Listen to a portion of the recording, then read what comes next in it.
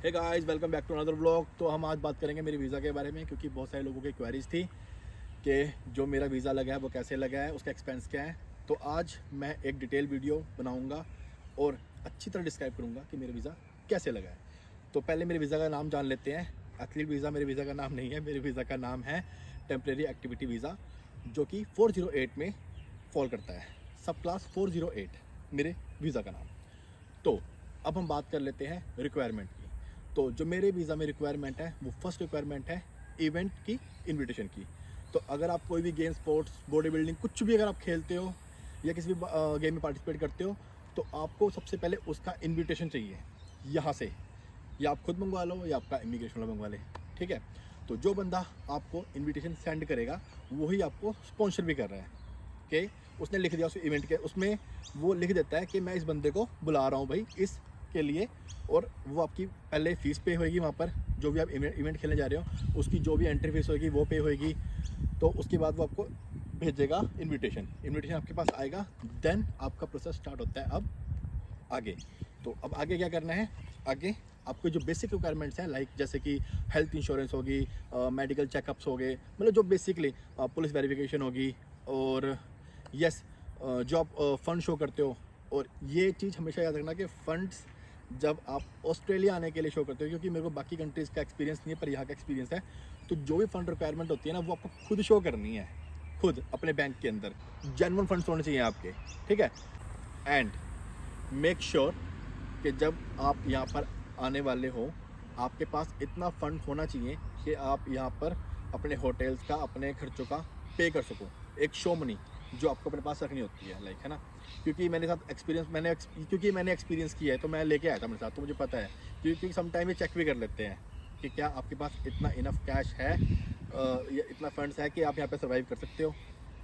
क्योंकि जो show money करते हैं उसके अलावा ये आपके पास चेक करते हैं वॉलेट के अंदर, क्योंकि मेरा हो चुका है ये वाला सीन। तो गाइज ये सारा कुछ था। अब इसके अंदर हम आते हैं दोबारा स्टार्टिंग फर्स्ट टॉपिक पे के इनविटेशन।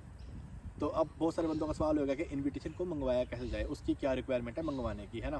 कोई ऐसे धक्के से तो कोई बोलेगा नहीं कि आपने फ़ोन किया भाई इवेंट भेज दो, इवेंट का इन्विटेशन भेज देगा, ऐसा नहीं होगा ऑब्वियसली। उसके लिए लगेंगे आपके प्रूफ।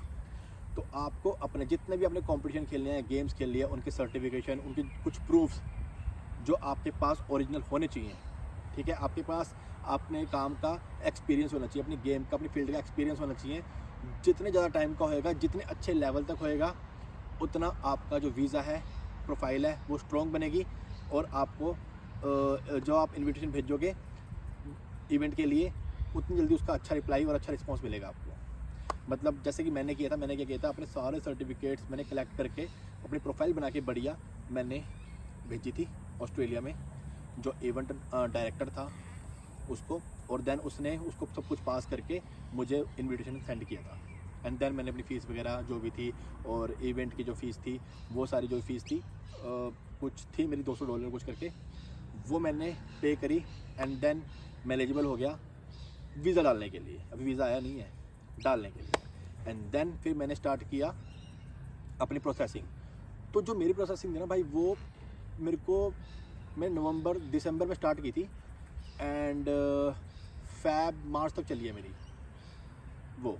मतलब कि मेरे को 3 महीने लगे हैं, 3 साढ़े 3 महीने लगे थे प्रोसेसिंग में कि ये करो फिर ये करो ये। पर मेरी बहुत धीरे धीरे चल रही थी। पर इसका बेनिफिट पता है क्या है, कि अगर आप सारों को जेन्युइन तरीके से, आपके फंड्स, आपकी हेल्थ का, मेडिकल का, मतलब सारा कुछ अगर आप जेन्युइन तरीके से करते हो ना, तो आपका वीज़ा भी वही है, बहुत जल्दी आने के चांस होते हैं। जितनी उसके अंदर आप वो करोगे, चालाकियाँ करोगे, लाइक, है ना, फिर कुछ भी फेक करोगे, तो उसमें क्या होता है, वो टाइम लेते हैं। क्योंकि फिर वो चेक करते हैं कि भाई ये कहाँ से आया, ये कहाँ से आया। तो वो उन चीज़ों के सवालों के जवाब भी मांगते हैं, कई बार फ़ोन कर लेते हैं कि भाई ये ऐसे, या फिर आपसे मतलब डिस्कस कर सकते हो उसके बारे में। तो आपका वीज़ा लेट हो सकता है किसी भी रीज़न से, मतलब। तो मेरा वीज़ा था जो वो आया, मतलब कि मेरा वीज़ा आना, सब कुछ प्रोसेस स्टार्ट हो चुका था। प्रोसेस ख़त्म होके जब वो सारा कुछ मेरा वीज़ा जब डला, तो डलने के बाद ही मुझे फ़ोन आ गया था कि भाई आपका वीज़ा आ गया। मतलब ज़्यादा टाइम लगा नहीं, मतलब कि बहुत कम टाइम लगा। मतलब रात को डला और सवेरे लास्ट डॉक्यूमेंट सबमिट हुआ। लास्ट डॉक्यूमेंट सबमिट होते ही मुझे फ़ोन आ गया था कि भाई आपका वीज़ा आ गया है। तो मतलब ये थी। तो मतलब भाई ये है कि लाइक अगर तुम जेन्युइन तरीके से सारा कुछ करते हो ना, तो वीज़ा उतनी जल्दी आने के चांसेस हैं। तो गाइज़ ये प्रोसेस था।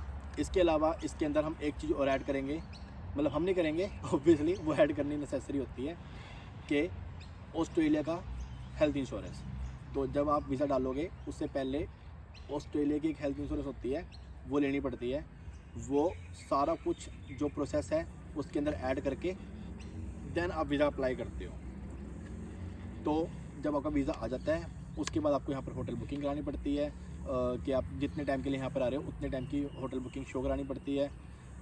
तो एक तो ये चीज़ होगी जो आपको करानी है। अगर आप ये नहीं कराते तो बहुत सारे सवाल खड़े हो सकते हैं। एंड सेकंड चीज़, जब भी आप यहाँ पर आओ, मतलब कि वीज़ा के बाद जब टिकट बुक कराओ तो टिकट 2 वे होनी चाहिए आपके आने और जाने की। अगर आप आने की कराओगे तो भी सवाल पैदा हो जाएंगे कि भाई आप फिर यहाँ पर आके वापस नहीं जाओगे, मतलब समझ रहे हो ना। मतलब सब कुछ बहुत जेन्युइन करना है, बहुत तरीके से करना है कि सब कुछ बहुत जेन्युइन लगने की बात नहीं है, पर जेन्युइन हो, एक्चुअल में जेन्युइन होना चाहिए। क्योंकि जेन्युइन होएगा तो चांसेस ज़्यादा है। अब मैं आपको मेन चीज़ बताता हूँ। मेन चीज़, आपका वीज़ा लग गया, आपकी टिकट होगी, आपकी होटल की सब कुछ बुकिंग होगी। अब आते हैं हम इंटरव्यू पे। होता है फ़ोन पे और एक होता है आमने सामने, लाइक सिक्योरिटी चेक जिसको हम बोलते हैं। तो वो एक इंटरव्यू की तरह ही होता है। तो मेरे साथ क्या हुआ था, मेरा जो फ़ोन वाला था वो नहीं हुआ था। ऑस्ट्रेलिया में पहुंचने वाला था, लैंड होने वाला था, मतलब 20 मिनट रह गए थे।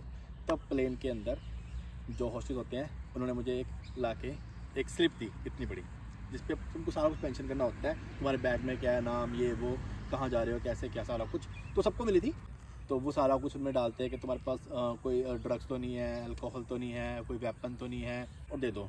पर उसके वजह से आप वापस जा सकते हो। अगर आपने कोई भी गलत टिक कर दिया ना तो आपको वहीं एयरपोर्ट पे पकड़ लेंगे। आपने वो पास कर लिया एंड देन आप जाओगे next step, security check. Security check यहाँ पर मतलब कि बड़ा ही तगड़ा होता है। पर एक जो बहुत अच्छी चीज़ जो मुझे लगी पर्सनली, कि यहाँ के जो ऑफिसर होते हैं ना यार, वो बात ऐसे करते हैं ना, तुम्हें इतना कंफर्टेबल कर देते हैं। लाइक वो इतने प्यार से बात करते हैं ना, मतलब कि बिल्कुल में ये नहीं होता कि लाइक, क्योंकि हम इंडिया में रहे हैं, ठीक है, और इंडिया में हमने देखा है पुलिस वालों का बिहेव अपने वहाँ पे। तो तुम्हें पता ही है, वो बंदे को ऐसे हरियाणा का तो हाँ भाई कहाँ जा रहा है, बैठ, और दबा देते हैं वो अपनी बात से, है ना। यहाँ पर यार वो तुमको बहुत कंफर्टेबल कर देते हैं। तो अब सिक्योरिटी चेक में फर्स्ट चीज़ क्या है, इंग्लिश, और कुछ नहीं, सिर्फ इंग्लिश। तो इतनी हो कि तुम चीज़ों को समझ सको और उनका जवाब दे सको, चाहे 1 वर्ड में दो, डजंट मैटर, पर हो सके तो 1 वर्ड में आपको जवाब देना आना चाहिए।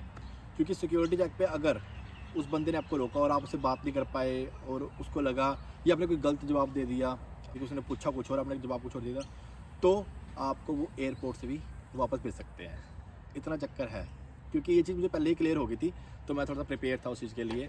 एंड देन जब मेरा सिक्योरिटी चेक हुआ तो फिर मैंने सारे आंसर दिए उसको। ऐसे उसने पूछा कहाँ से आए हो, कहाँ जा रहे हो, क्या करने आए हो, मतलब किसने बुलाया है, तो वो सारा उसने पूछा। तो मैंने उसको आंसर दे दिया ईजिली, लाइक, तो सब बढ़िया हो गया। एंड देन मैं यहाँ पर अपना आराम से पहुँच गया था। गाइज़ ये सारा जो है ना, ये सारा जो प्रोसीजर है, इसमें जो खर्चा है, जो वीज़ा एप्लीकेशन फ़ीस है ना, वो $325 है, $325 ऑस्ट्रेलियन डॉलर। और बाकी जो मेरा खर्चा आ गया है वो अप्रोक्सीमेटली आ गया है 2.5 से 3 लाख का, सिर्फ वीज़ा प्रोफाइल क्रिएट करने में और वीज़ा लगाने में। लाइक, और जो मेरे फंड शो हुए तो वो मैंने अपने ही करे थे, जितने भी मुझे करने थे वो मैंने खुद अपने बैंक में कर दिए थे। तो एंड उसके अलावा बस टिकट का खर्चा था, तो मैं यहाँ पे पहुँच गया था। तो ये थी मेरी कहानी छोटी सी इंडिया से ऑस्ट्रेलिया आने की। पर इसके अंदर जो मेन टाइम था ना, वो टाइम था वो 3 मंथ्स। उस 3 मंथ में मैं अपने मिस्टर इंडिया की प्रेपरेशन भी कर रहा था और इसकी तैयारी भी कर रहा था। बहुत डिफ़िकल्ट था मेरे लिए भाई वो टाइम, क्योंकि मेन डिफ़िकल्टी पता है क्या थी, इंडिया की प्रेपरेशन करना। इतनी कम कैलोरीज में तुम्हारा जो दिमाग होता है ना वो सुन हो जाता है, चलता नहीं है, पर चलाना पड़ रहा था।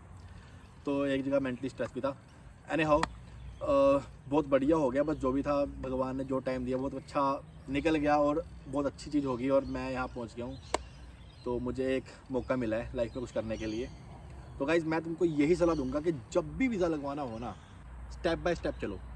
एक जो मेरे साथ चीज़ हुई, मुझे इमिग्रेशन वाला बहुत अच्छा बंदा मिल गया था, उसने बहुत स्टेप बाय स्टेप करवाया। कई बार ऐसा होता है ना कि तुमको ऐसा बंदा मिल जाए या तुम खुद भी कर रहे हो तो बस सारा कुछ ला के फटाफट इकट्ठा करके भाई चलो वीज़ा डालो फटाफट, ऐसे नहीं करना, स्टेप बाय स्टेप सबसे इंपॉर्टेंट चीज़ है। तो उस बंदे ने भी मेरे को वैसे ना, उसने बोल दिया मुझे भाई कोई काली नहीं करनी, आराम से करेंगे, तेरा कंपटीशन है, तू कंपटीशन खेल आराम से, हमारे पे छोड़ दे, बस सब तेरे को बुलाएंगे, अपनी एक एक चीज़ करके सबमिट कराते रहिए बस।